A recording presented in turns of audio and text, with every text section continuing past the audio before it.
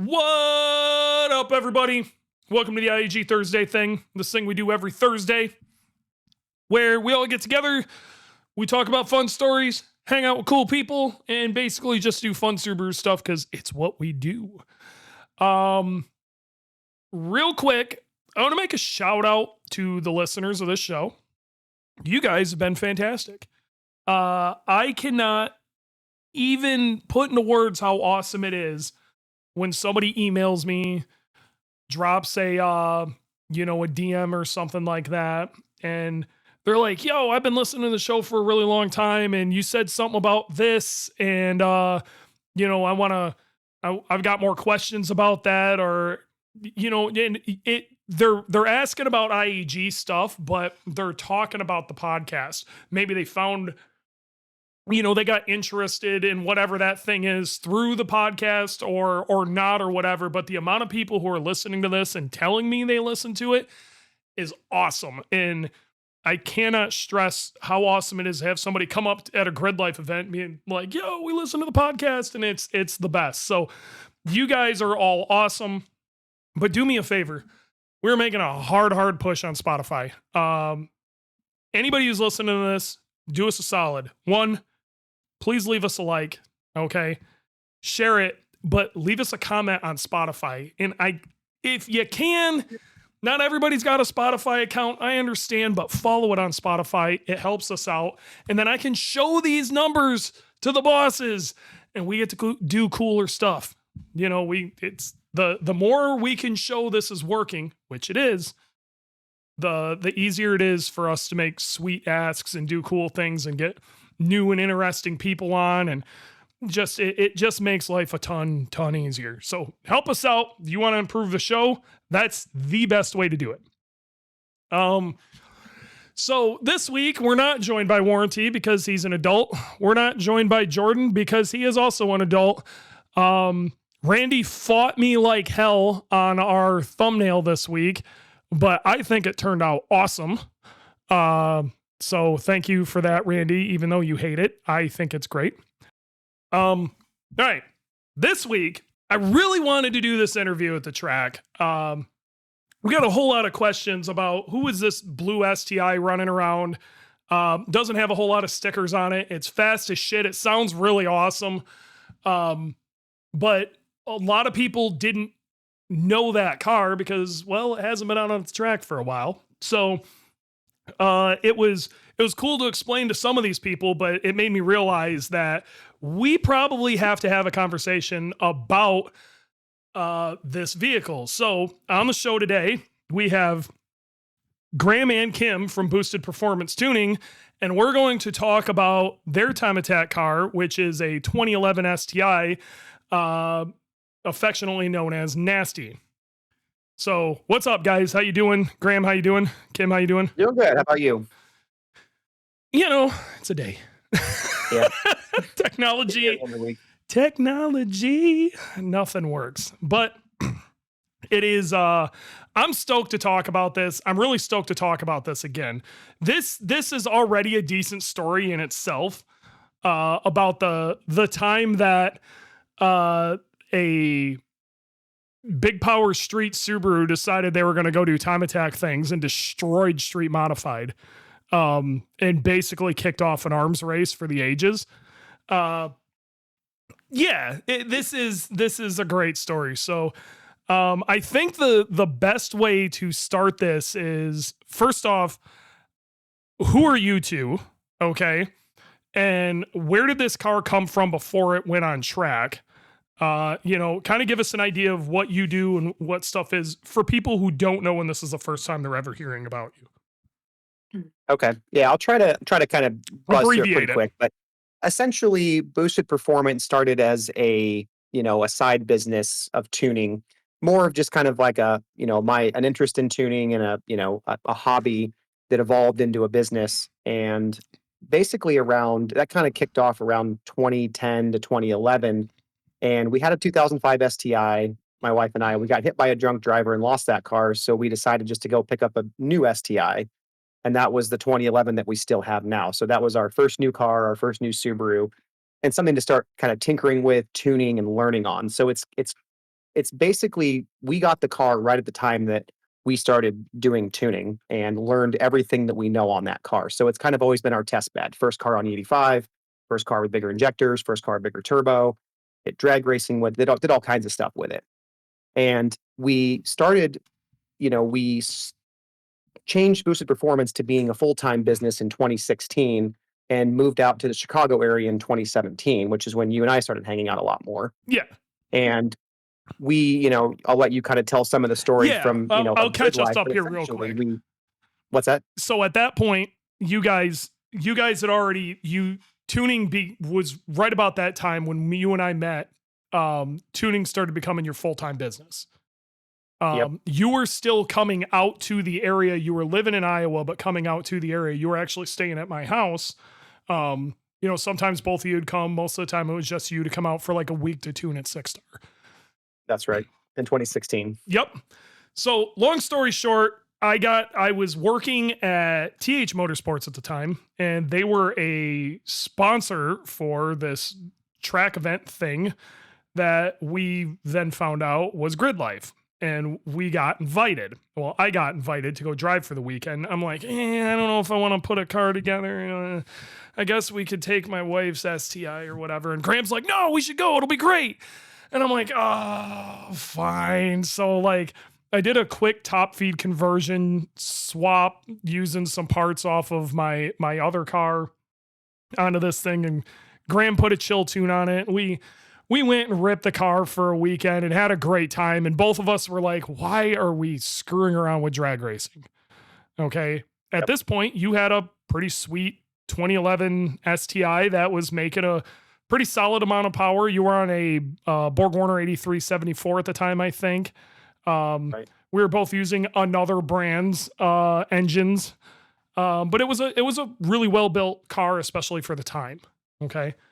We were both using stock ECUs, stuff, but your car was sick. Okay. It was legitimately like, it was kind of like cream of the crop for the time period for a street Subaru. So either way, next event, you're like, screw it. I'm going to bring my car. I think you put a chill tune on it. And we both went and did another event and just ran HPD and had a great time. And then we went to one more, which was Grid Life South. That's when the first time I met Jeremy Boysen, and we did wheelies on the golf cart, and we were in a Walk of Flame video, and all sorts of crazy shit happened. I mean, dude, we had a great weekend. Chris. What's that? Was that the Ludicrous year? Was that Ludicrous that year? No, it was Walk of Flame. That was the year after. Yeah, Ludicrous was the year after. So we both decide we're going to do Time Attack the next year. And you decide on the off season, you're going to do some stuff to the car to prep it for Time Attack. So at that point, you were actually thinking about going track mod because you had 265 tires instead of 255, and you just bought them, and you really didn't want to change that out. The racing budget was very small back then. So sure. I was like, man, and I didn't know. I had no idea. I thought this is way more of a track mod car. And you're like, no way. It fits in street mod. I'm like, what is the rules? What is going on here? This is not a street car, but okay. Yeah. Well, guess what? Turns out it is. According to the rules, it is. So you show up at the time, like your car could make what, 700 like street trim if you were trying to like flex. It was like upper 600s was like all in on that turbo. And then, but you dialed it back to like the low fives. Okay. Way back. Yeah. Was it like people thought you made 850 wheel? No. Most of the time, I really couldn't use more than about 480, maybe 470 before I didn't really gain more time. Yeah. It just, I didn't have the grip for it, didn't have the diffs for it, didn't have the aero for it. It was just a waste of power. So real quick, let's go over like some of the small changes you made, because you had a nice street car at this point. Okay.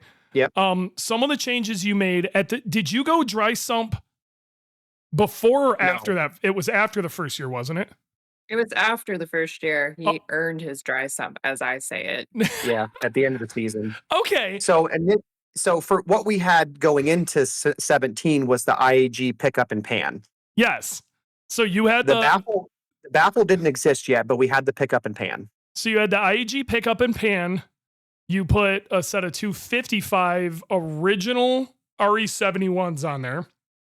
And then you've got the off-the-shelf ARP or APR splitter and wing. Yes. Did you get the Radical kit at that point? Your brake kit? No, that was also new for 18. Okay. Didn't have that yet. So that was it, really. I think maybe you put a racing seat in too, because you wanted something to hold yourself in place a little better. We did racing seats, and we also did that bolt-in half cage and harnesses. Yes. 6-point harness. Yep. Okay. That all makes sense. Yep. And I think that was about it. Like past that, you already had some like okay coilovers. You had a nice set of wheels. You know, car was making decent power. Owens Road and track on there. Yep. Which was honestly not a bad setup. Like, yeah, pretty decent. Mm-hmm. So you show up to Mid Ohio. People were not ready for your shit whatsoever. No. There was the amount of people you pissed off between you coming out of nowhere at Mid Ohio, winning at Mid Ohio, and then Gingerman. The shit talking between that time period was unreal, unrivaled to this day. I mean, people think how mad people were about Alex Moss sticking a DCT in an S2000. They don't even know. Okay, Graham had broken grid life. Yeah, I mean, Chad. And to be fair, though, Chad wasn't far behind. Chad had the same idea. I just managed to beat him ever so slightly at every event. Chad went slightly less hard than you did. Right. And what little bit of arrow you had also helped. You had a little bit more power and you had a little bit more arrow. I'm going to give it to Chad. Chad, for what he had and knowing what we know now, Chad was wheeling the shit out of that car. So he was. Chad McCurdy had an Evo, like an Evo 9. Too. He had a bit more horsepower than we did. There was another guy with a S2000 with a supercharger on it that was supposed to be the shoe-in to win Street Mod. And he was by far the maddest person. Like, anger isn't even the word. There was one event and you like wouldn't even shake our hand, actually. Oh, yeah. Just now, big mad. Now we're good buddies today. This is all in the past. This is all in the past, and I don't want anybody to think it was just at the time what Street Mod was envisioned as was street cars with bolt-on turbos, you know, but like really they were thinking power levels more in like the mid 300s, which is what street does today. And Graham showed up to a knife fight with a fairly decent sized gun. So either way, you caught the class with their pants down, but the reality of it is you didn't break a single rule. You just built the car closer to what the class rules were than anybody else ever had. Yeah. And we were far off from the rules at the time even. Oh yeah, way off. You know? So the rest of the season, you know, it was you and Chad beating up on each other, and you'd get Brad Yonkers and Matt DeRoos were driving different cars at that time, but Brad Yonkers was in a supercharged M3. He'd nip you at a couple of events, but like the all-wheel drive records were falling like crazy. So remember there was also Chris with the Evo 10. Oh, Chris Bickford. Forgot about Chris Bickford with the Evo 10. He could drive. He could drive too, and that car was in the mix of it. He was in the mix of it also. So, but for the most part, you kind of caught them with their pants down, and you ended up winning that championship. I don't want to say handily, but you won it by a decent margin. Yeah. So what people don't realize is the impact that had on the class. Okay. Still to this day, they try to say, oh, this is the first person who put the class into some crazy level. No, it was 100% you guys who did this. Okay. You showed up with this, with what we'd been building, like, you know, 6-star boosted performance tuning, like kind of group. We've been building these street cars for years. This was just the first time we put one on track. And it was highly effective. So the whole time I'm seeing this happen, I'm struggling with my wife's STI to try to even podium. With it was a rough road to drive a Subaru in street at that point. And I'm sitting here staring at Graham's build, and I'm looking at my GC sitting in my garage and going, God, we could do that. Like, we need to copy and paste that build into a GC. It would be deadly.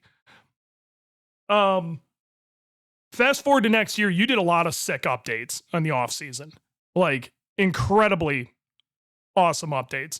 That was when you did the dry sump, right?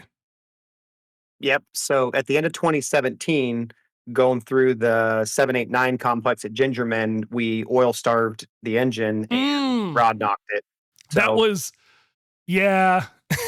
So I only got, and I still managed to win that event. I set a time in that first or second session, that fifth event, that Chad couldn't quite beat. He ended up breaking his transmission, so he didn't have fifth gear, so he had a hand tied behind his back.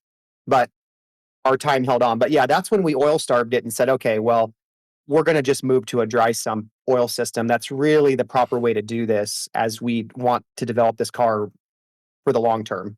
Yes. So that's when we got with Daily Engineering, got their dry sump kit, and then started, piecing it all together to where it is now. So I've always loved how the dry sump fits in the GR, how you did that setup. So you have your sump tank on your passenger side, kind of up by your the GR has some really open areas in the front of the car. So you actually have a place to put that. It's something that like the GC and the GD totally lack, but you have this great open area right there to where you could put the tank there. And then because of the shape of the front of the car, it was actually really easy for you to make some incredibly badass ducting for not one, but two giant oil coolers. Yep. Yeah, the oil coolers are actually technically appropriately sized for the thermal load of the car. Like, if you look at the oil coolers we have and you take a look at the BTUs and do all the math, they're good for like 350, each technically. Yeah. You can get away with it. You can run good oil and you can let your oil be a little bit hotter. You can also do some ducting that helps a lot. But technically, putting two of them in there, we have about 700 horsepower worth of oil cooling with the two of them. And with a dry sump pushing through there and the really low pressure drop of Cetrab cores, people are like, that seems like a lot of line, a lot of cooler, and a lot of might cause problems. It doesn't cause any problems. It doesn't have almost any pressure drop, and the dry sump can push through it no problem. But we keep our oil temps at 210 to 220 at the max at full power. I think the big difference between your car and even say Boogey or something like that too is your car will stay there no matter what. You could probably hot lap Road America, and I don't think you would gain much more temperature than that because you have a lot more cooling capacity than say even like Boogey. How big are each of your cores? I think they're about the same size as one of yours. I thought it was a little bigger, but you might be right. It's close. I'll have to check. But I think you got a few more rows. One thing that if I ever saw anybody in a GR copy from you, it should be your ducting. Like, honestly, I think you should find a way to build that ducting and sell it. Like, it is so good. It is so good. It's got a proper entrance. It's got a proper exit, and it exits before the fender well, so you're not dumping air into the fender. Like, it's as good as it's going to get. So one of the things I want to do in the off season is, now that at Paragon we have some nice resources like a 3D scanner and an engineer who does CAD. Yeah. I'm going to do a little side project where we scan everything and we recreate the ducting properly and have a place like Send, Cut, cut it, weld it, and make it an actual nice kit. Yeah. We got a guy in the redo mine at the very least, and then see if anybody else is interested in that. Sure. Like Connor in the chat right now is going, he'd buy it. Yeah. As time went on, I thought about this the other day too. Yeah. I kind of want to kind of make a dry sump kit too, based on our kit that would fit this chassis. Yeah. You know, I've got the resources to make the lines. You know, we've got Drew at Penguin Garage can do the lines. We've got, you know, we know what's needed to do it. And I think this final iteration we're working on now with the new plumbing, where we're going to run the crankcase into the can like we should have in the first place, into the oil tank, and then the oil tank will breathe with a bigger line into a single breather can. Let's talk about that here in a minute. Yeah, I think that's going to be the final iteration. So, yeah, I can't stress that enough. I think you should build something with that. Your car is also I wasn't a big fan of the GR as a track car, but as time has gone on, I have actually come to the point where I should say the GV, the sedan specifically, which is what you have, I think should be on par with the GD chassis. I would actually put it slightly above, at least for a time attack car, the GC. Like, I think it's actually the better chassis to start with. Just due to cooling capacity and the amount of room you have to mess with stuff, and aerodynamically, the front of that car is really good. Got a good long nose on it. It's got a fantastically long nose that you can make epic front splitters with. Like, there's so many great advantages that you don't realize till you start trying to build certain things on why that is the most slept on chassis for larger builds. And like Caleb just said, GVs are cost effective right now too. Like, if you're looking to build a time attack car between a GV and a VA, like, get the GV. Like, end discussion. I cannot stress enough, get the GV. But all right, continuing on. So you won 2017. Okay, you got a sweet trophy. Didn't you get to go to Bondurant, yeah, because Bondurant was like doing the cup thing. Gears and Gasoline like followed the whole season. Yep. Oh God, he won a sweet like steering wheel, which is in his picture. You can see there. Yeah, you guys had got cool shit then. Like, you know, dude, I'm gonna be real. I got to put this on a reality level here. The level of jealous I was of you after that season, like, it was bad. I was peanut butter and jelly. Apparently, too. Oh my God. Well, it took me all the way to 23 to fucking win one. Yeah. That's you had to fight the hard fight. Yeah, something. All right. So either way, you go into 18, you do this dry sump. Was there any other major updates you did for that? You put a new engine in it. I think we went with the same company at that point. We had been with the other company. Yep. Yeah, I mean, we can say it was, we were using out front engines. We'd had really good results. I mean, that the original engine that we won 2017 with had been put in 3 years prior. Yeah. Drag raced multiple times, beat on, daily driven, experimented on, and it only died because of the oil starvation, not because anything was wrong with it. Yep. So you took some really good precautions with that, and it helps that you are also the tuner. So you're, going over logs every single time you come off a track, doing all those things you probably should be doing that most of us don't. Yep. But yeah, for 2018, the dry sump did go in there, and then we got the Essex Racing Radical front brakes for better braking. Yep. Those were huge. And I think those were kind of the main things. We wanted to get a standalone ECU in there, but we had Haltech at the time, and remember that was a fiasco. It would not work correctly, and they couldn't figure out why.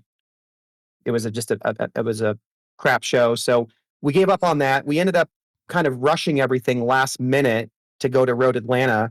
Didn't do a proper break-in, didn't run it on pump gas, didn't do any of the correct things that we do now. And I don't think I had a proper ring seat going on, and we had a head gasket go bad on like the second session. Yeah. So that's how that went. So we had some great upgrades. Everything was working fantastic, except for the fact that we rushed everything. And I think that's what caused it, after everything I know now. I don't doubt it. And again, that's because your car did the exact same backwards. thing. I think we ran the same thing with your car. Uh-huh. Unexpected head gasket lack of sealing and puking into the catch can and all this crap. And we started, taking our time and doing a pump gas break-in, and it's been better ever since. You absolutely, I can't stress this enough, and learn from Graham, learn from myself. You have to break these engines in. You have to break these engines in on pump fuel. And there is a break-in period. From our mistakes. There is a break-in period, even if it's a race engine. You have to break it in at least somewhat. Okay. Yeah. All right. So you had an ugly season in 2018, and I think at that point you took the car down for a bit. We did. Yeah. We essentially just kind of pumped the brakes, and we also, at that point, you were starting to use 2 liters. Remember, we kind of went through the 2-liter thing with you. Well, in 2018, your car went down. Very early 2019, actually like late 2018 is when I picked up the shell for Boogey. So what happened was I already started like kind of putting things together to build this street mod car, kind of based off of what you built. I was going to build honestly, a poor man's variation of that, and a lighter chassis was the concept. And then I realized this car was going to be stupid fast, and I needed a cage. Okay, there was just no getting around it. I was looking at like cage kits and stuff for my sedan, and what ended up happening is another chassis went up for sale. Brandon Cocker in Canada. Anybody ever wants to look him up, that's where Boogey came from. Went up for sale for a really good price, and it already had a really good cage in it. Kind of already had kind of what we needed. So I picked that up. Then I got my tumor. So right in this time period, a lot of crazy stuff happened. We've talked about it before, but we decided we were going to, I came out of that and we decided we're putting this damn car together come hell or high water. I had about 80% of the parts already. Some decisions had to be made at the very last second on certain things we were going to run, but that's how this all kind of came together. Parts I had been acquiring, parts that I honestly, some really good friends of mine hooked me up with, all sorts of stuff, but it was like 20 years of leftovers and friends and other people's random shit came together. And that's what Boogey came out of. In that car, essentially the Haltech that you did not use is what went into Boogey. The wiring harness was that we got with the other chassis was a complete disaster of a hacked up OEM wiring harness. So we decided to get the wiring harness from the universal wiring harness from Haltech, and Chach basically wired the car using that. All of this was done really fast. And then we only put back in the car what we needed for the rules specifically. As the rules read then, we put just that amount in. We were lucky due to the cage running the way the cage did. I had really good pictures and documentation of like, look, the cage runs right through this. I don't have to put this in. And we were able to build it right bleeding edge to the rules. But because of what we had learned on your car, we knew certain things we were going to need. A dry sump was one of it was one of the things I kind of fought like hell putting the dry sump in. And I probably shouldn't have, because it was just this huge expense that I was having a hard time justifying in my head. But it probably saved multiple engines at multiple times. Yeah. Well, that's actually the reason why we put one in, Dewey, because everyone at the track when we oil starved was like, oh, are you guys going to do an AccuSump? And I said, absolutely not. So we're going to do a dry sump because engines are expensive. That's what it really boils down to. And an AccuSump's just a Band-Aid. It is. Well, this is all data that came from your car. You know what I mean? Yeah. So your car, DNA from that was already being put into Boogey at that point. What'd you say? Yeah. And then the other thing that we've learned since then, partially and thanks to some of the work you guys have done at IAG with that Spintron, is that we know that the factory oil pumps aerate the crap out of the oil at high RPMs. At really high RPM, yeah. when you're racing time attack, you're living at high RPMs. Especially if you're trying to rev up to 9,000. If you've got like a high revving engine with a big turbo and you want that big power band, the dry sump is going to allow you to have good, clean, non-aerated oil. Yep.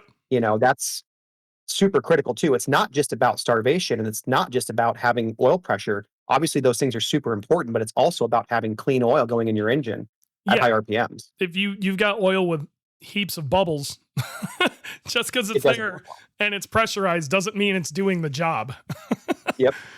So that's the other thing too, is that people think that's, certainly that you can solve the starvation problem. You guys have the pan, baffle, and kit you guys have from IAG. It solves the starvation problem 100%, hands down, for 99% of people, unless you've got some crazy R compounds and aero and so on. Sure. It really does solve the problem, but it doesn't necessarily allow you to do competitive racing at the level we are and have the same benefits as a dry sump. So that's why we've done that. There are definitely benefits past our pan that a dry sump would give you. Don't get me wrong, our pan's simple, and it'll solve a huge amount of the problems. But even with our stage 2 pumps, if you're talking big RPM, you're running risks. At least big RPM for long periods of time. So yep. So a lot of people ask us why that's necessary, and that's, I think it's good to touch on that. Yeah, no, and I think if you look around time attack cars on other continents, the Aussies, over RCM and those guys in Europe, most of those big power time attack cars are all on dry sumps. Oh, absolutely. That's how they do it for sure. So Wicked FA20 is asking, is this an EJ only thing? No. Any flat engine can have starvation issues, and also we know that those FA pumps are even worse with aeration. Yeah, that you do not want to rev an FA past 7,500 RPM. Period. You just don't want to do it, and that's it. Now there's not a whole lot of dry sump options out there for FAs, but you're running the risk past 7,500 RPM for any extended period in time, especially on track with an FA. Currently, there's a lot of stuff coming down the pipe. I can't talk too much about it, but we have a Spintron. We can do some really cool stuff, and I'm not saying, let's just say we're looking into things. Okay. So moving on into other things here. So I end up borrowing a huge amount of your DNA. Okay. And then I sprinkle in some of I've been around for a long time DNA and some of the shit that I learned from time attacking the GD, sprinkle that in, and we get essentially Boogey 1.0. Okay. At this point, you pull your car down, you start messing with all sorts of random shit. You get a Volkswagen, you're looking at, maybe venturing into tuning a few other things. So we kind of develop into Boogey. We take what we learned from your car and try to continue it with Boogey. Okay. Yep. So we go a fairly long time with that. Hell, through 23. The setup was mostly the same up until around 23, other than the fact that we were running a 2-liter up until 23, where we went to 2.3, the D-stroker. And, but we were still on that Haltech, and a lot of the same stuff was still there. We learned all sorts of different shit about suspension and cooling and making certain things work, and, what radiators work and don't, ducting, and just, you name it. We learned a lot, and you guys were there for all of that. That was both of you guys there through the whole damn thing. Taking logs when you weren't there, and remote tuning, and you were still a part of the project is what I was trying to get at. We were seeing what we could do with the turbos data. You even were the big reason that we moved to Mtron.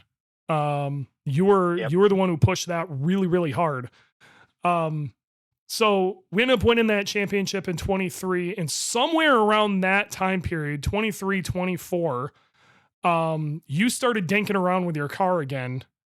You threw an EJ20X in it just to screw around and mess around with like a Motec or something? Yeah, so I'll I'll give a quick history to kind of catch up over the last since let's say 19. Sure. Essentially, when we came back from Road Atlanta, we pulled that motor out, and we sold what was left there. I think we had it rebuilt, fixed, and then sold. At that point, we had seen how well the 2-liter was working in your car, and we knew that we wanted to go 2-liter. Yep. For the next build. So in the meantime, we also knew that having the issue come up at Road Atlanta really opened our eyes to something important, and that's that you can't pay attention to how the engine's running when you're trying to turn a 10/10 lap. You just can't. You get to look at your shift points and maybe a little bit of speed, but other than that, you got to focus on driving. So if something's going wrong, even if you've got the data in front of you, even if you could look over at your access port, or some sort of extra, information. I can't do that shit. You have no idea. You need something with fail safes. You need something with safeties. You need an ECU that actually has the logic to shut you down if something's not right. Yep. So we realized at that point we really had to get on a different ECU. The Haltech didn't work. We got that into your hands. And the next choice that we knew of for a good plug-in ECU, we knew about M-tron, but it was still kind of developing. The best choice we had for a plugin that would do CAN integration and everything was Motec. Do you remember the first year we talked to M-tron real quick? I do. I remember that at SEMA. Yeah, we met. Yeah, it was like SEMA in 19 or something, 20, something like that. We talked to him and we're like, there is no way you're going to offer all of that at the price you're talking about. Like what these guys were saying, we're like, you are crazy. Yep. They had big plans, and they already had a pretty good product. It just needed some time.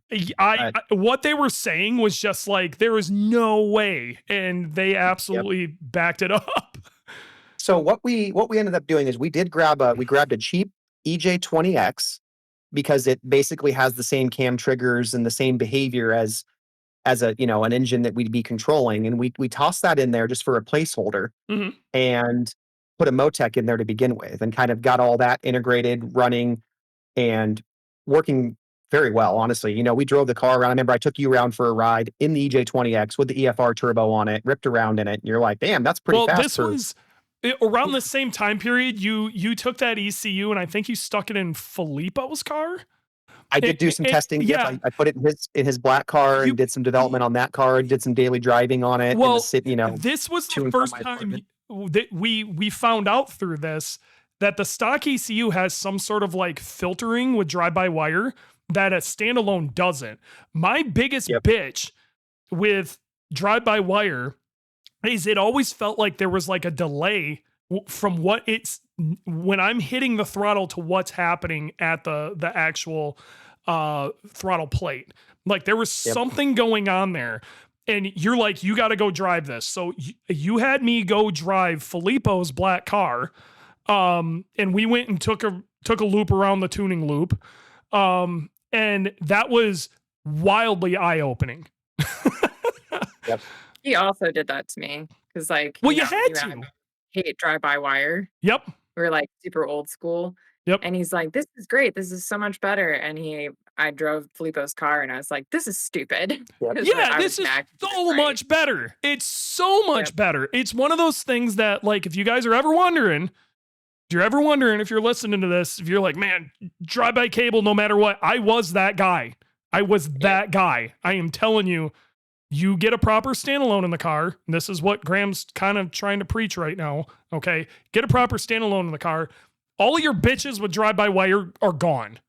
They're gone. Yep. Okay. Sorry. Didn't mean to interrupt, but it's just good info. Yeah. So anyway, we did the Motec, and the Motec worked great. And then we actually had a project at Six Star, that 740 horsepower 5th gen Legacy you've seen before. Oh yeah. And didn't really have an easy way to do Motec on that. And someone suggested M-tron. And I was actually I was a little apprehensive about it, but they really pushed it. And I was like, all right, let's give M-tron a try. I updated the software. It's come around a lot. It's gotten better. They have CAN bus integration now for Subaru. So we put that in that car. And I spent a lot of time tuning that car with the M-tron. And I was absolutely blown away. And that says a lot about M-tron, because Motec is really, really, really good. And to take a look at M-tron and have it seem better in a lot of ways, at least in a Subaru in this application, I was like, wow, this is awesome. And we've had that podcast about Mtron, the TMF fueling. If anybody wants to go back and read our, advanced ECU conversation, or listen to our advanced ECU one, or even get into the 3 tuners episode, which was really good. We go on at length about Mtron. Exactly. So we were very impressed with the feature set, and also the biggest thing too, that one of my pain points with Motec is that if you don't have a way of doing something, you can't do it without writing custom firmware. And we were using the John Reed Racing firmware, which is really, really good. John Reed fixed a lot of things that made it work a lot better for a Subaru. But if you want to put a safety in there for something, or you want to put different conditions in there to control your boost, you can't do it. Whereas with Mtron, out of the box, you can invent your own logic. You can invent logic loops. You can do all kinds of stuff that makes it immensely more powerful without having to write any firmware. It's all just there. You choose the input, you choose the logic, you make some tables, and you can do anything you can dream up. It's incredible. It's sick. So that's why we moved our car to Mtron. We sold the Motec and we moved to Mtron because it gave us more extensibility that we really needed. We wanted to be able to do things like air bleed and the TMF throttle for smoother part throttle. We wanted to do E-gate control over CAN bus. All those cool things that we're doing that we can do now just out of the box. Yep. So we got the Mtron in there, and that's when we really pushed you basically a year ago to do the same thing, because we wanted better control, we wanted better data, we wanted better logging, and it gave us all that. And you're a testament to how much smoother that car behaves and runs now under all conditions. So end of 23, Boogey burns to the ground at Laguna. Okay. The wiring is gone. All right. So engine so at this point, we were already planning on making changes. We just didn't, I don't know if we were 100% prepared to go all in on that type of change, but we kind of had to at that point. So that was the best time to make that change. So we go over to Mtron. We get a completely custom harness made by our boy at Dialed In Sam. And we hop over to Mtron. I remember the first time driving that car on track at proper power, which was Mid-Ohio last year, how good that car felt. That was crazy. And it was one of those things I didn't believe you again. You know what I mean? I was like, there's whatever. But you had already developed this stuff on your car. You've already on your car had already played around with this. Yeah, we could, with the EJ20X in there, I could still drive the car around and test these things. So we couldn't do high horsepower tuning, but we could get everything kind of laid out and working, and then put it on your car. And then this is where your car has, I've done so much tune development on your car that I now copy pasted back into our car to give it a head start before we go to the track. Yeah. I mean, that's exactly. This is what I was really trying to get at. Yeah, the tune on your car and the tune on our car have so much overlap. Anything like all the stuff that we learned from Gingerman at Midwest Fest, I've already copied that into your tune, and it's ready to go for Mid-Ohio for you. All like testing engine protection strategies, testing boost control strategies, all the stuff that I don't want to put on your car before a race, because we need to make sure your car wins, because you're in contention to win. We put on our car first, and sometimes it doesn't work right and we lose a session, but we fix it and we go back out and we verify that it's fixed. And now we can put it in your car for Mid-Ohio and feel confident about it. So, and I don't want to it makes sense as it sits right now that you guys are kind of the sacrificial lamb because you're just now coming back in. So this is a development season for you. So this works out. Yep. I get the advantage of you being able to burn sessions trying stuff. Yep. So this is the whole concept of this. But what I want to do right now is I want to take a step back. It was not this year, but last year. So 24, at some point, Kim was like, yo, stop fucking around. We're taking the damn car back to the track. How did that all come down? Because you were just putting around on this EJ20X, like do. And then when did, because I know it came from her. It wasn't from your lazy ass. She was like, yo. So basically, you know, when the car went down, the first thing we did, we picked up that black 135i. Yep. Just for something to tool around in, brought to the track, raced it around, sold that, got the Golf R, played around with that, tuned it, developed it, track raced it. And then that turned into the Audi RS3 that we took to the track and raced and played around with. And that we recently sold that car, had it for a while, but then we bought the GR Corolla development car. And that was actually a very valuable car to drive around and race at the track. In the meantime, the Subaru was just sitting in the garage. And every once in a while I would, you know, like we bought a Motec dash kit from Corbin Johnson and you know, we put that in and we'd program it, get it set up, you know, drive it around, verify it works, but then the car would just kind of sit again. We had the IAG, all the beans custom EJ20 built for it as a long block ready to go. We had it for 4 years. Yeah, it was just sitting there waiting to be put in. You had my 2-liter build, essentially, that you had IAG build for you. With it, yeah, plus 2 rod, very high revving, also custom cams, those custom Kelford cams the dominant Sia had. Yes. We put those in there. Some really kind of rare JDM 2-liter heads that are from a Forester STI that actually have bigger ports starting than big port EJ207 heads. Those heads are rowdy.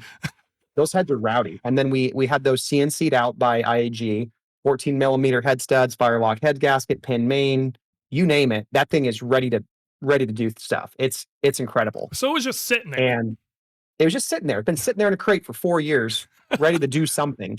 But putting it in, you know, it was okay. So it was a lot of things that were, I was enjoying other cars. I was seeing how easy it is and nice just to do a few bolt-ons and go turn laps, right? Yeah.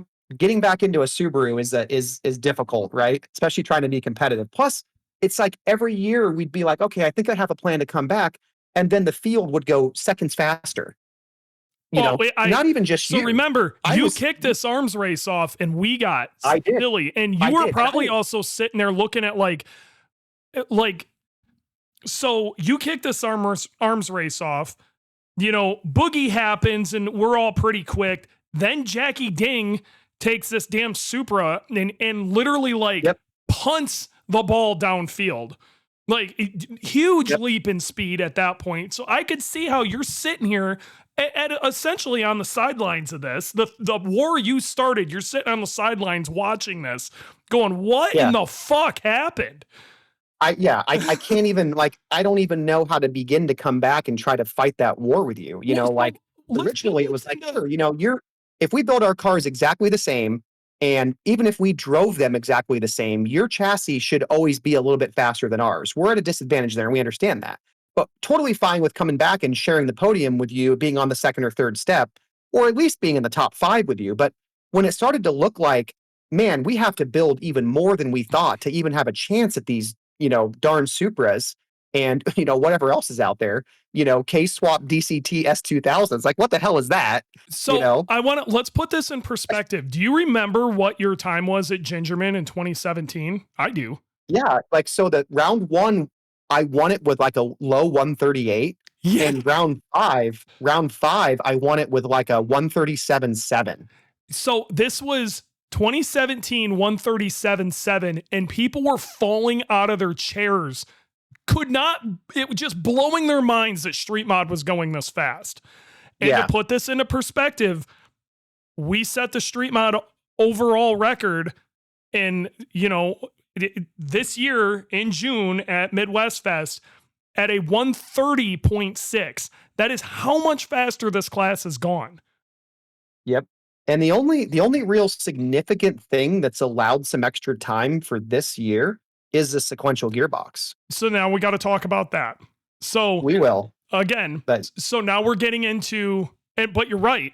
And I got to be real. Like I beat Jackie. Well, actually, I think Alan Patton had the overall record. We only beat it by like a half second. Right. Okay. But before we jump into that, let me finish explaining. Yeah. So, you know, it was just feeling unapproachable again. You know, sure. It was feeling unapproachable to us. To be fair to me. So it was feeling I unapproachable. think It Kim was feeling saw it. like it was going to be a Kim lot of saw it. extra money and effort to get there and not worth it. And I was like, man, I just want to sell the car. It's just sitting here. We could use that money to build the GC up or build the GR Corolla up or, put the GC that we have. Porsche. Just get a Porsche. Just buy a nice car that's meant to go around the track fast. So I was just kind of feeling really like this just isn't like I was feeling hopeless with it. And I wanted to sell it. I genuinely did and use the money for something else. And it really was Kim that said, no, like, you're not selling that car. You're like, she's like, we'll keep it. I'll drive it. I'll do something with it. I'm like, no, you aren't doing that. Like that's my darn car. I mean, it's our car, but it's always been kind of mine, so to speak. But I was like, no, okay, we'll hang on to it. We'll keep, seeing when the time is right. And then the fire under our ass was that we decided last year was when they said they were going to allow sequential gearboxes for this year. Well, they didn't say it. I want the timeline to be real precise on this. Right. Okay.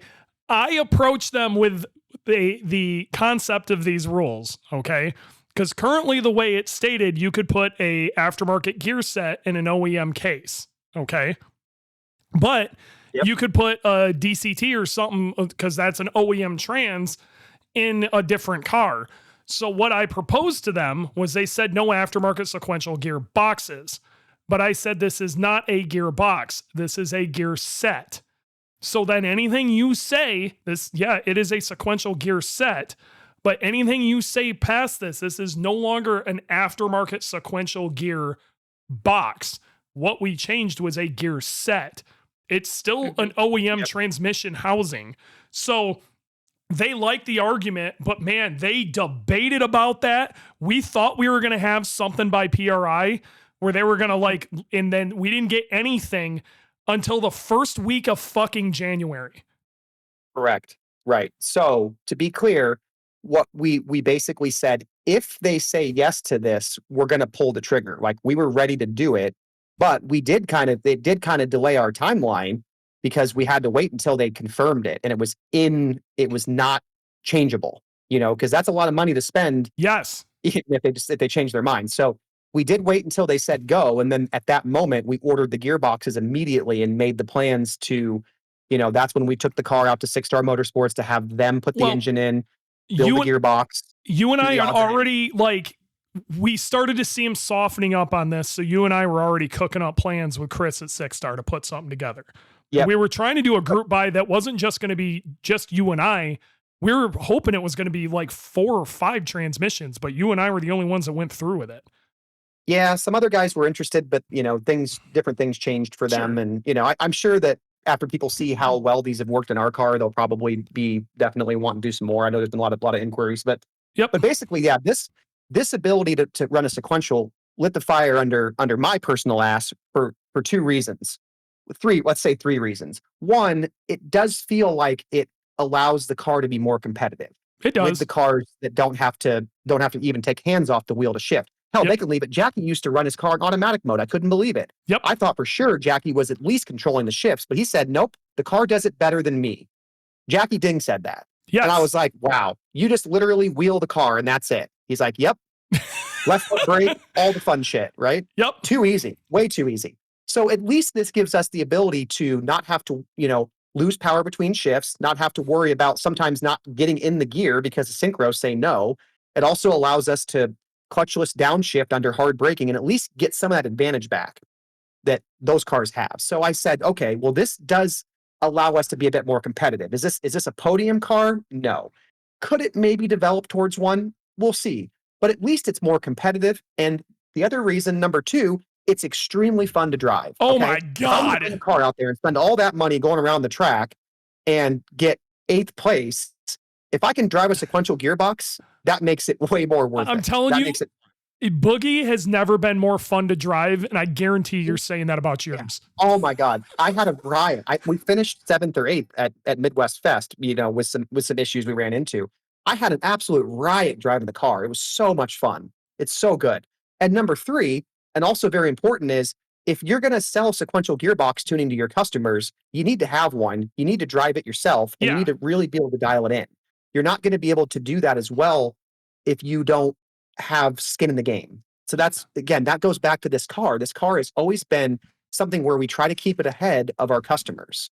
And we've got customers now that are wanting to move in this direction and go sequential gearbox.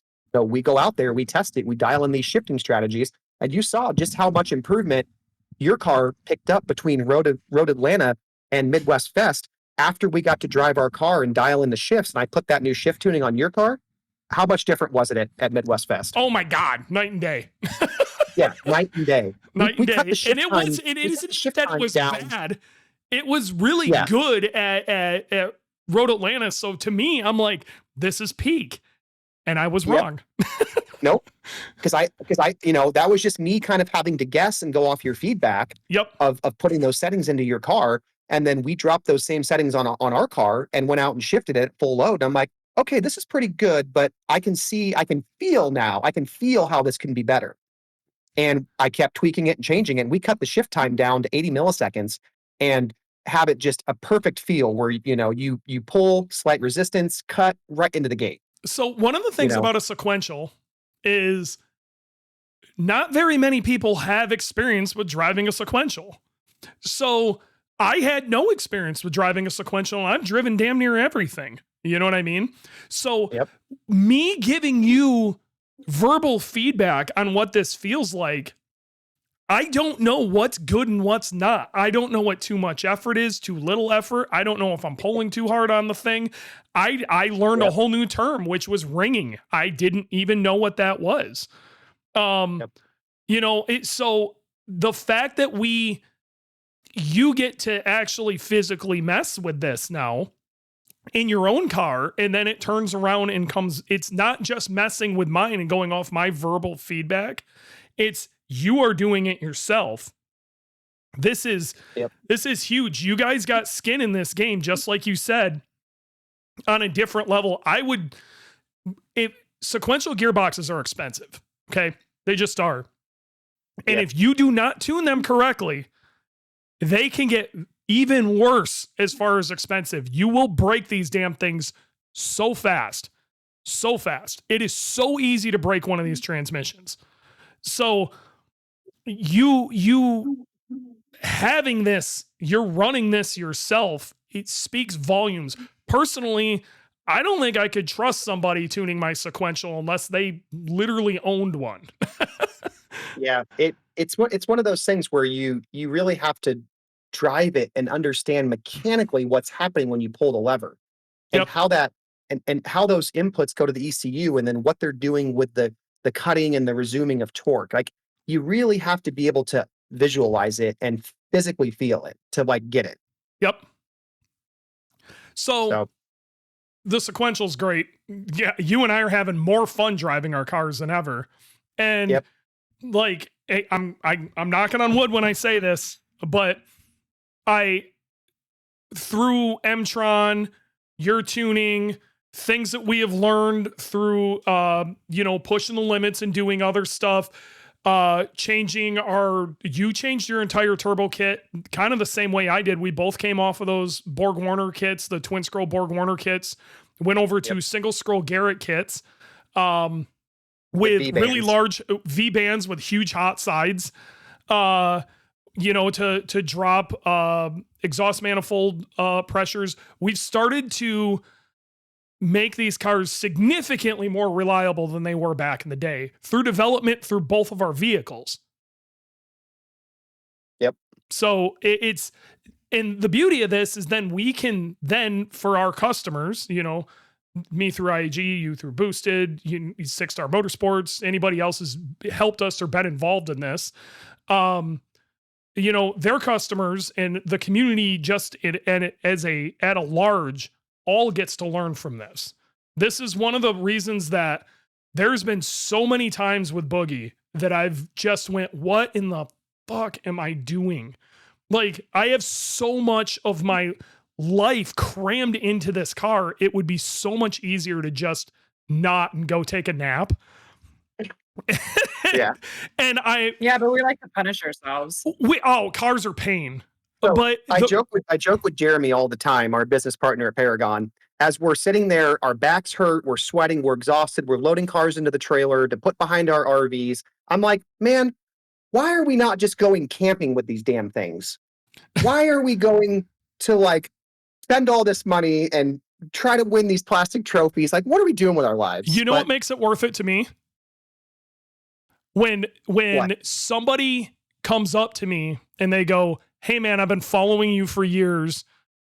I either listened on the podcast or saw it through this, or I've been talking to you for whatever.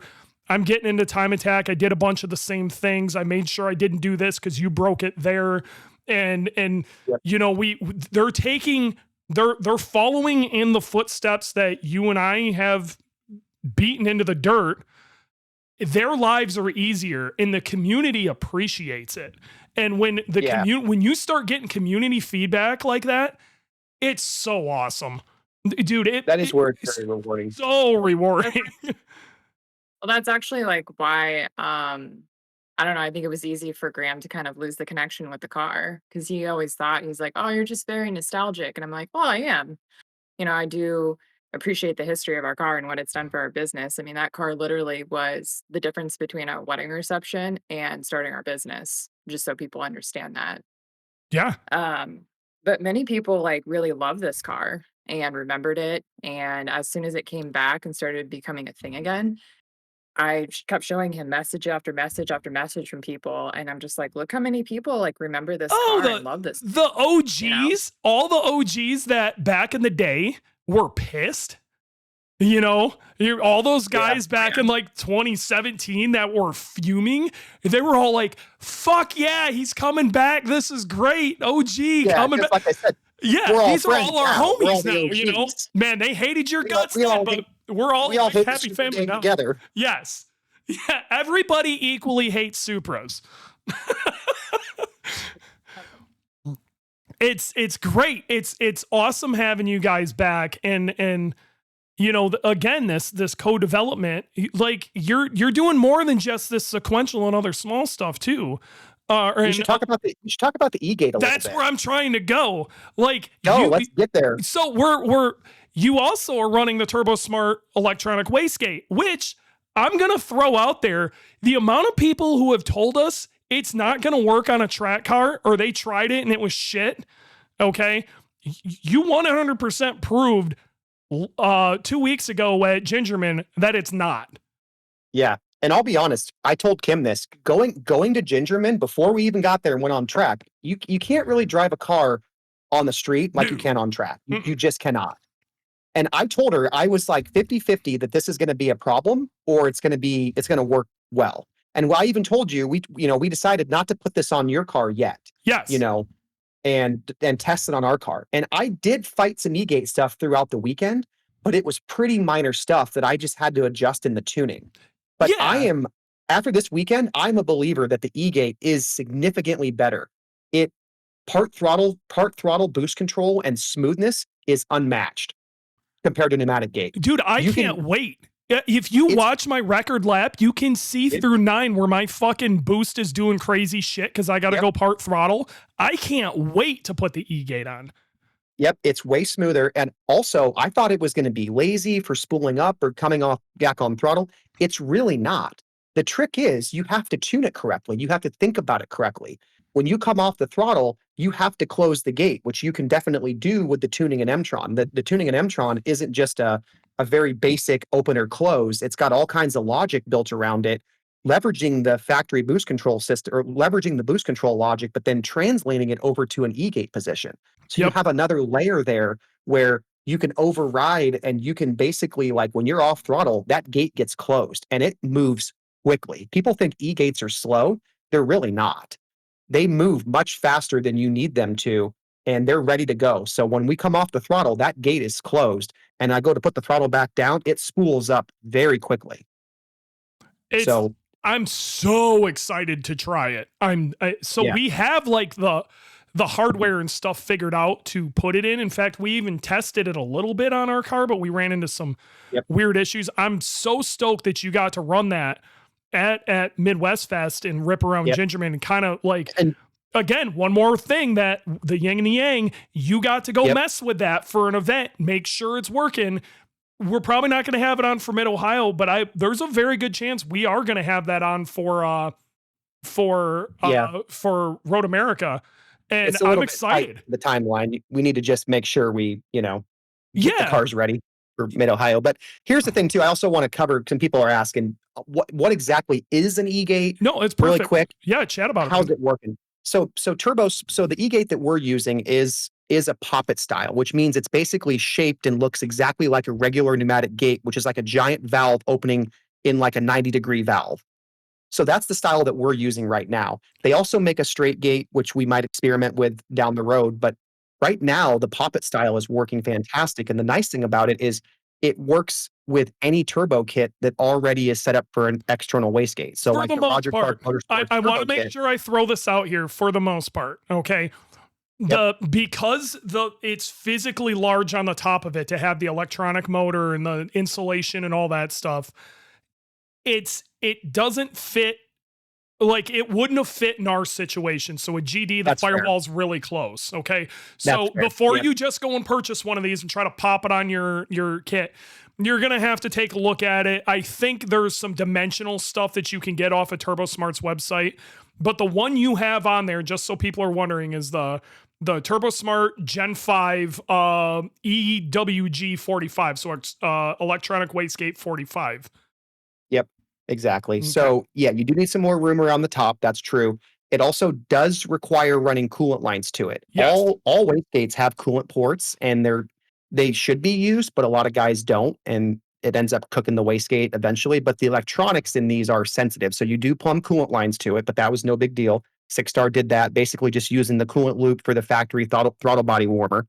That was easy to do. Okay. And then to control it, now here's the catch: is you can control it technically with a stock ECU. You could probably, and I wouldn't recommend this, but in theory, using the black box, you can give the black box a signal. Well, that explain would basically the black box, because that's what I was about to go into, because there is a separate like control unit thing. Yeah. You can't just throw this on and make it work. Let me take it back. Okay. Let me take it back. If you want to control a wastegate by itself, you can. You basically treat it like electronic throttle, where you push it and pull it using basically reversing the 12 volt in the ground, just like how you open and close a throttle. Yep. So you can just kind of open and close it and control it direct. It does take a lot of high current. So generally doing it directly with an ECU is not a good idea, because that's a lot of current to go through an ECU normally. So what's better is to use their black box, which is a separate standalone controller that was actually developed by Mtron for TurboSmart, that controls the gate and supplies it appropriate power, monitors its temperature, monitors its current, and can communicate over CAN bus. So in our case, the ECU, the Mtron ECU, is talking to the black box over CAN bus and telling it what it needs for an opening, and also receiving all of the position, temperature, and information from the e-gate. So it's kind of high tech, and it works really well. You can also provide a pulse width modulated signal, which is the same signal you'd use on a regular boost controller. You could essentially wire up your black box like it's a boost controller and just feed it a boost control duty at that point too, and then play around with your logic. So theoretically, you could tune this gate with the black box, on almost any ECU, maybe even stock if you were clever enough. But it definitely integrates extremely well with Mtron, because we can do it all over CAN bus like we are. So that's how we're controlling it. I wonder, and I'm not telling anybody to do this, and if you're already talking about electronic wastegates, you should be on a standalone. I just got to be real. But I wonder if Cobb's new CAN gateway might make this a little easier. Potentially. Yeah. In theory, like, they could write some logic to do it. They'd have to add the logic to talk to it, like Mtron's done, but it in theory could be done. Yep. But yeah, there are a lot of interesting little things that you can do. For example, I actually came up with some custom logic to where when I start to pull the shifter to make a shift, it actually closes the gate a little bit, kind of preloads, like closes the gate down, so that when I make my shift, it actually holds the boost a bit flatter. That's something that would be harder to do with a pneumatic gate, but because it's electronic, I can kind of force it closed, pick the turbo speed up a little bit, and maintain less, or have less boost drop between shifts. And this is one of the things you can do if you're logging all sorts of stuff, because you know, one of the things that you and I both did when we both went to Mtron and we were thinking about these things and we were asking you, okay, what do we need to monitor? We have exhaust manifold pressure. We have TMAP sensors, but the coolant pressure, crankcase pressure, but the turbo speed is one of those things that so many people do not monitor, and it is an absolute massive amount of data. So if you go to shift and you see your turbo speed drop a bunch, you're able to do things like, let's see if we can maintain some turbo speed by, you know, keeping the gate a little more closed during a shift. Dude, that's it. This is the sort of stuff that, again, I benefit from because our setups are so similar that you're like, dude, this is sick. Copy pasta. Exactly. Right. It's amazing. Now, the other thing we haven't touched, what's up? I said it's the only copy paste tune you're gonna get. It's when copying pasting makes sense. Yeah, well, I mean, our setups are freaking right now practically identical, well, other than the fact that remember, that's a joke. I know. I know that our tuning was copy and paste. Yeah, we're at one point. At one point, yeah. I don't know. Those people are very quiet these days. You notice that? Yeah, it got real quiet over in that area. Do you remember back in the day, we're not going to mention any names, but do you remember back in the day when we used to make our thank you posts and then we got yelled at for thanking people for, you know, that were helping us out and doing small sponsorships and stuff back in the day? I can't believe you would do that, Dewey. That's terrible. Oh, why would you thank people like for your stupid hobby? Don't ever thank your wife. Don't thank your wife for anything. It makes wives everywhere angry. For your stupid hobby, why would you thank people? It was yes. Oh God, man, those were days. Those are the days. Anyway, we're off track. Let's get back on track. Either way, yeah. So the other thing that you haven't got to mess with too much yet, actually, you have it on your car working. It was giving me some issues, but we're not sure if it's a hardware issue or whatever. We're still working on that. But you have Turbo Smart's electronic blow-off valve too. Yes. So not currently using it for anything. It's hooked up, but the idea there, like we've talked about in the other podcast, was that when you lift off a little bit, if you're entering an area where the turbo is entering the surge area, then it could release the bypass valve electronically to let some pressure off to keep it from surging. So now what I've noticed is that with the E-gate, the need for that is way lower than it used to be. But there are still a few places, like especially like even on our car, 789 at Gingerman, there is a spot there where I could hear it surge, and looking at the data, I could see it surging a little bit. So I could introduce some logic and play with that. We just haven't gotten to it yet because it's one of those things where I really need like to get everything else sorted first and then go out there for a session and play with it. I hope you have everything sorted by Road America. My reasoning for that is we had very few things to deal with at Midwest Fest for being so out of the game for so long. The car worked very well. Well, you know, I mean, most of it was just dumb stuff. I didn't plug in my brake switch, you know, stupid stuff like that I overlooked. Car shakedown stuff, not massive setup issues. No. Yeah. Everything worked quite well, knock on wood, you know. But and so we're definitely we learned a few things that we're going to tweak for Mid-Ohio. I'm going to be wrenched on the car tomorrow, but so should be very solid. I'm interested for you to try that at Road America because I know the exact corner that if I think of anything in the entire calendar where this partial throttle stuff is going to matter more than anything, it's the carousel at Road America. It's a long partial throttle corner in our cars that you're going to be your mic's kind of cutting in and out a little bit. Damn it. All right. Well, wait a second. Make sure internet's doing its thing. He's roboting. Am I still roboting? A little bit. Still? No, maybe better. I don't know. We'll sit here and talk for, okay. Everybody's saying I'm clear now. Roboting. I'm still roboting? Yes. Okay, let's hang out for a second till I'm done roboting because somebody probably thinks it's a good idea to download something.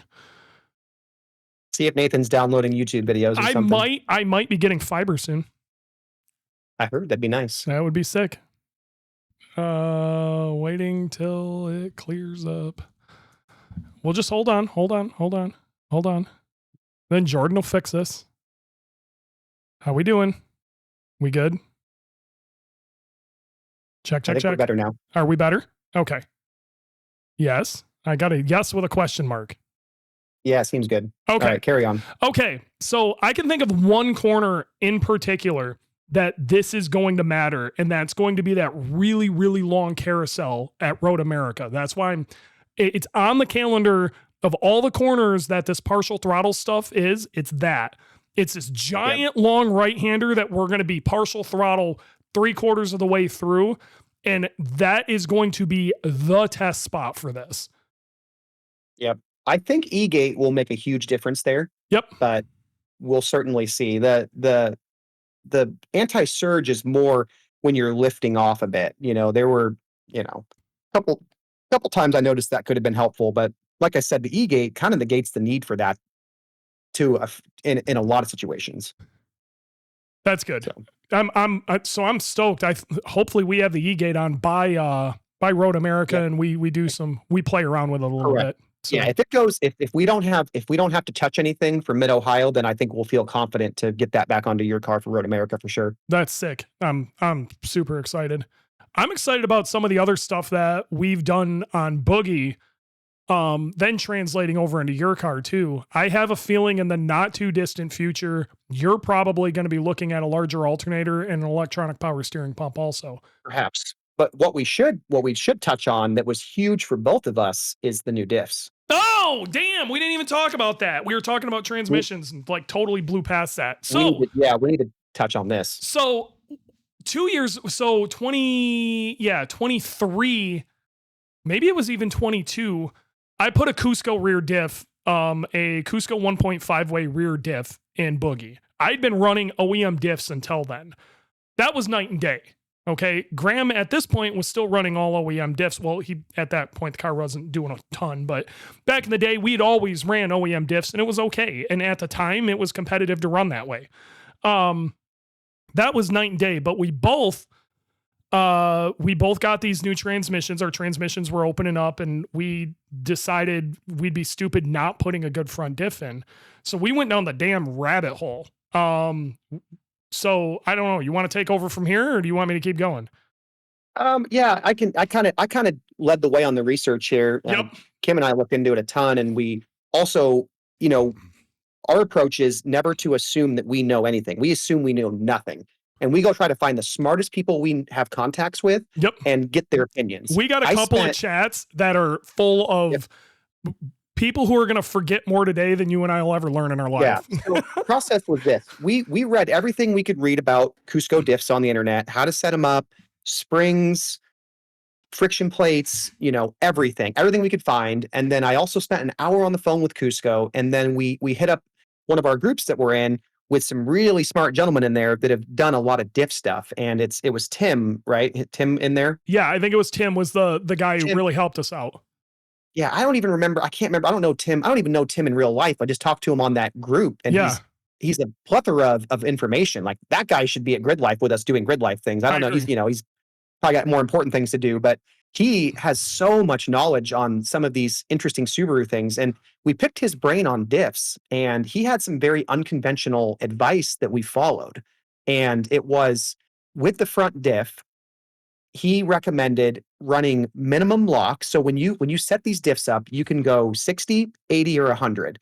They come out of the box at 100. And in some applications, in some cars, that might be good. But a lot of the times, that's a lot more actual lock than you want. Yep. And the way you change the lock is by flipping the plates. The plates have a friction side and kind of a non-friction side.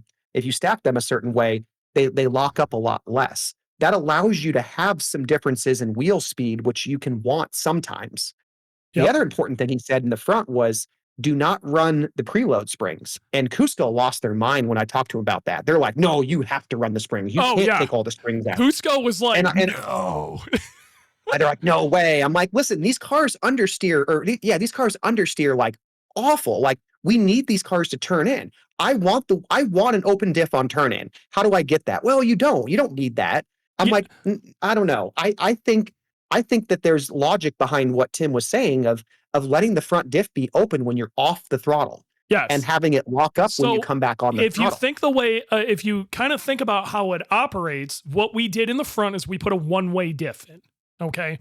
So in Yeah, theory, that should only be locking under throttle. But that's true. if you have preload springs in there, it's actually going to be locking some all the time.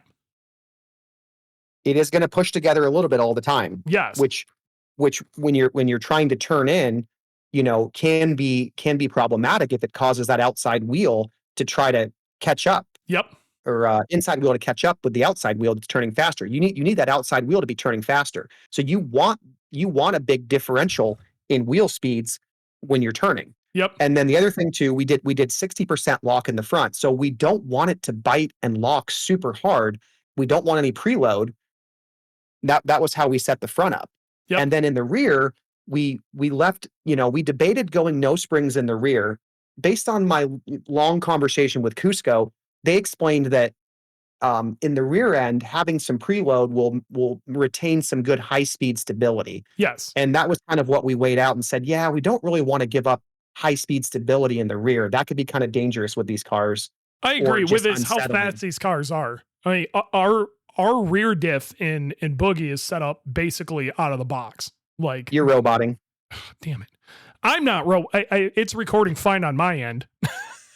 You're still roboting. I'll finish explaining how we set the rear up, and then we'll see if you come back from there. But essentially we took out 4 of the 12 springs in the rear. So we left some preload in the rear. We are using a 1.5 way in the rear, which means that you basically get the full lock behavior under acceleration, and you get about half the behavior, not really behavior, but half of the effort, let's call it, under braking. So you do have some stability under braking, which is good in the rear. And then we went with 80% in the rear. So we didn't want to use the full 100. We wanted, again, to allow there to be a little bit of play. So if you're coming out of a corner and trying to get the power down, you can have a little bit of differential wheel speed. So we set ours up that way. You're very similar. And we went to Midwest Fest, and oh my Lord, these cars, our car, and I think even yours, night and day better. Dude. You can turn it in, you put the throttle down, it rotates, it power steers out of corners. It's incredible now. If I don't know if anybody saw the record lap, but if you did, you see how I go through 10 and how early I can get on the throttle, and the line that I can carry through there is ridiculous. It is magical. Yep. Never could do that before. No. Never could. No, this setup seems to work extremely well. Very blown away by how the car feels. It turns in so much easier. You put the throttle down and it rotates and it grips and it goes. And you saw my pictures. I was picking up a wheel in turn 2 at Gingerman. Yeah. I used to pick up a wheel before, and it would just basically, like, you could just feel it like rev up and spin that inside wheel that was off the ground, because the factory diffs can't deal with that. No. The factory diffs don't work when a wheel's off the ground. Exactly. But these Cusco diffs do. A torsion diff and a helical diff, those types of differentials, when you mechanical differentials, if you pick a wheel up, it goes open. It used to happen to me all the time on turn 3 at Gingerman. Yep. You absolutely need a clutch style diff for avoiding that. Yep. So that is a huge difference too. That was very, very noticeable, where you put your foot down even as you're coming out of a corner and you got weight off of a tire or even a tire off the ground. You put your foot down and you have positive traction. It goes. The diff's magical. We got one more thing we got to talk about that I'm not going to say you totally learned from my car, but it definitely got it from pushing me constantly yelling at you about this. You upgraded your aero drastically. Yes. Drastically. So you have a pretty good relationship with Veris, so I'm pretty sure they built your setup, right? Exactly. Yeah, we worked with Eric a lot with stuff for Paragon on the C8 stuff. So I've gotten to know Eric well from that relationship, and we took a good look at the splitter that was on Jeremy's GT4 that he ran in Time Attack for a while. Yep. And I was like, Eric, we need this for our car. Can you build this for our car with the ducts and everything? He goes, yeah, I've got the scans of your car, and what are the rules? And I'm like, all right, well, 5 inches out, can't go past the center line of the axle. And he custom built that splitter for us. It's on there now. And then it was just the splitter with an air dam. Yeah. and we shipped that to Six Star Motorsports, and we took the car out there a couple years ago. So, so basically the car hasn't necessarily just been sitting under a cover for these last 7 or 8 years. Like we took the car out to Six Star Motorsports and had this front splitter installed. And by installed, I mean, we got the professional awesome kit. They set up all of the catches and the releases and everything. Well, all of that stuff where it needs to go. All of that stuff, and how we would lock the splitter in and how it mounted and all that. That's all Boogey tech. Yep. We did. Yeah, you're right. You're right. So because a splitter's great until you have to work on the car. Oh, it's the worst. And it's on. Oh my God. And then it's just awful. And so, yeah, the quick release concept, when we watched you take your splitter off, because I mean, in the early Boogey days, you were under there after every event, or after every session, I should say. Yeah. Doing fixing something. Something was on fire, something was leaking, something was smoking. These days, the splitter stays on a lot more, which is awesome. But anyway, seeing you take the splitter off so easily, it was like, yes, that is the answer.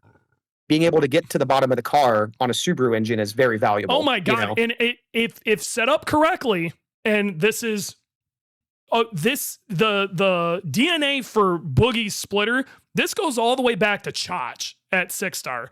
Chach was the original one who repurposed pieces of the splitter, figured out how to make a good kind of catch in the rear so it centers itself right.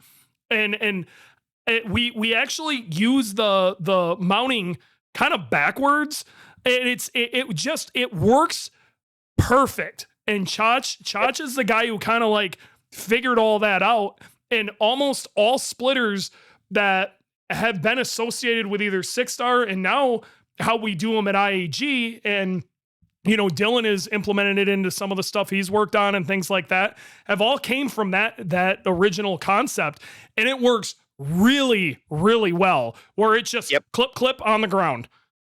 Yep. So we had that splitter made by Veris, set up and installed by Chach there at Six Star, and and that was the first time being on track with it. And oh man, yeah, the front end grip and the stability is amazing. And then we did pair that with the out of the box UCW wing from Veris. So that has a better shape, better aero than the APR. I mean, dude, actually, that APR I'm sure APR did some testing with theirs. I'm not going to completely put it down because, it's probably decent, but, the Veris one more than likely has significantly, better aerodynamics to it, really designed for the track. And so we paired that with the front splitter, and honestly, the car feels very balanced and much more, much better grip through high speed stuff than it used to. I could go way faster through 9 than I ever remember going through there, for example, at Gingerman. I mean, some of that's tire tech has came a long way too, but yeah, your aero package is so much better. And the rear wing, no offense to APR, okay? It's just, that was a very dated wing they've been selling for a million years.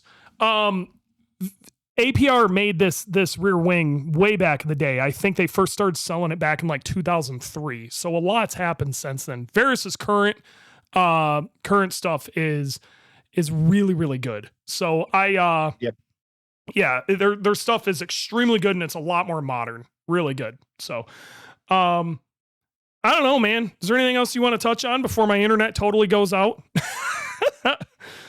No, I think that was it. Kim, you got anything interesting to share? Oh, well, I remember asking him when you took it out on track if it was worth keeping, and he said absolutely. Oh, yeah, Kim, it's true. Yeah, Kim, thank you for making him keep that damn car. Or you guys both of you keeping that car, I should say. And I want to make sure, like, it is so awesome to have you guys back out there doing Subaru stuff. Now we kind of got a team coming together, and the co-development of this, I can't stress it enough. If you're going to go racing, try to go racing with a friend, because you guys will learn so much together. Okay. Well, then you can cry together, yell together. Yes. And also question your life choices. You need somebody to question your life choices with. Yep. So, Mary is asking, Graham, are you going to be at Grid Life in July? That is Road America. And yes. Yep. Yes. Yeah, we'll be there. So what all events are you doing this year, Graham? We're doing Mid-Ohio here in a week basically about a week from now. Yep. And then we're doing Road America, and that's really all we have planned and scheduled. Okay. Are you gonna try to add a couple more? Dude, you got to do pit race at least. I mean, we'll talk about it. If the car does really well at the next couple events, and we feel like we can get out there and do that, we will. It's just it's a lot. It's really hard to juggle all the tuning work we're trying to do and all the other life stuff we're trying to do. You know how it is. Just trying to fit a few races in is a lot. I get it, but pit race at the end of the season, you probably got enough time to move some stuff around. The weather's super nice. It's great for the dogs. Like, I'm telling you, if you can't come to pit race, come to pit race. You got to see when that is. We are actually going down to Arizona. Going to be hanging out with Mary and Keith in Arizona doing M-Tron training stuff. Oh, man. Mary from All Wheel Drive Tuning has been like a mainstay in the podcast lately. If only we could get them to do road racing, We're They're gonna still doing this racing down there in Texas. Mary's coming up for Road America. She's gonna be hanging out. I heard. I know. And then I also heard Mike is gonna be there, and I also heard maybe Dom is gonna be there. And we're talking. Oh wow. Oh yeah, we're trying to get as many OGs as we can. We're gonna have most of the 6-star crew there. Me and you are gonna be there. We've got some OGs in the community coming out. I'm going to try to talk as many people as we can into it. I'd like to see some of the Cosmic Boys come up. I think we need to have a melding of the minds. It'd be fun. I think it'd be great. So, I think we're going to call it at that, man. This was great. Thank you guys for taking the time to come out and hang out. For sure. Yep. I know you guys are busy as shit, but I think this is a really good way for people to understand how this all came together and how actually wildly developed your car is and the importance of working with the community and your friends to go places. Because at this point, I got to be real. These cars are so crazy that we have to work together. So, So yeah, we'll call it there. Just can't win. No, I can't, but I'm going to anyway, try. I guess we'll finish for Dewey. I think what he's trying to say is it's important to have us all out there doing this together.